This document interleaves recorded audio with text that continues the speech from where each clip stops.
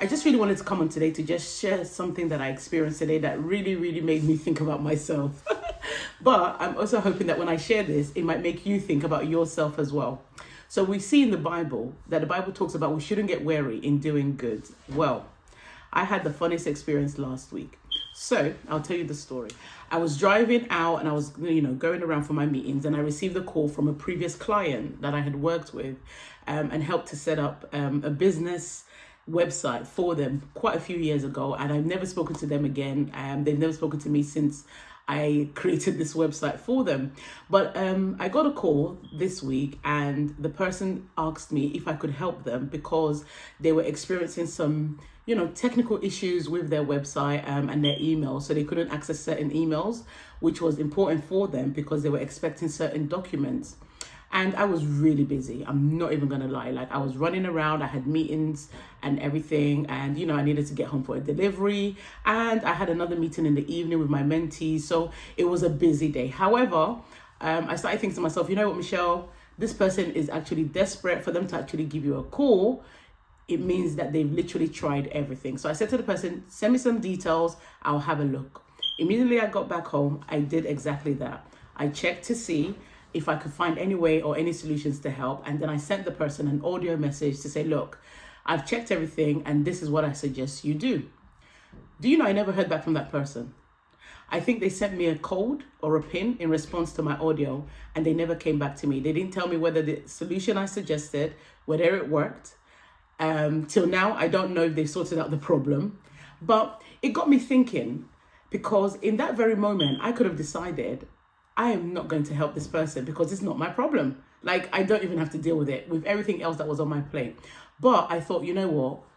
It would be the right thing to do to help somebody in a dire situation. But it didn't end there.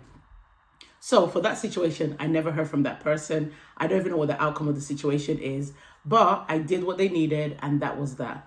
And then the following day, I had a situation with my children that was very interesting because, I've got grown adult children now. My children are not like babies, they're grown. And I feel like when you have children that are adults, the dynamics of the house, the responsibilities of the house, and the activities in the house changes to go along with your children growing up in age.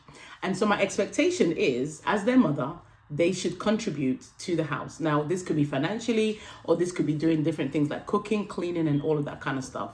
And so I tried to create these different systems. Now, the systems did not work.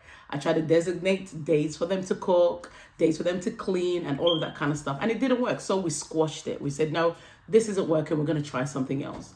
But I realized everything I tried to put in place just wasn't working. And every time a problem occurred, I would be the one that's flustered and stressed out and getting all bothered under the collar. Anyway, I had a conversation with my children and we couldn't resolve it. And they highlighted something to me that, Mom, you're always our mom, so you should always cook. You should always do what you need to do. And I'm like, guys, you are my children and you're always going to be my children and you should do what you need to do. Anyway, to cut the long story short, I decided that I'm going to do what I can do and not allow anything to stress me out. But the next day I woke up and then the Lord was telling me about the Bible. And this is one of those moments when you think, you've read the scripture, you've heard the scripture, you've even been taught the scripture, and then all of a sudden you're like, Jesus, don't talk to me about this scripture, right? Because the Lord began to remind me, I think it's in the book of Galatians or Philippians. I'll put it in the comments and I'll put it in the description what verse it is that talks about the fact that we should not grow weary in doing good, because when we do good, what we're actually doing is sowing seeds. And if we do not faint in our doing good, those seeds at some point will bear fruit and they will bring a harvest. And the Lord began to speak to me and said, Michelle, you need to understand that every action, every decision, every response, everything about your responsibilities and the roles that you have and how you behave and how you perceive things, everything about who you are being is down to you. I'm going to say that again. Everything about who and how you are being is down to you. It is not about the other person. And so when you're living your life, I want you to think about this. It is important for you to know that when you are doing things that are good, that are kind, that are generous, that are contributing to the lives of other people, whether they recognize it or not, whether they see it or not, you as a child of God should continue doing those things.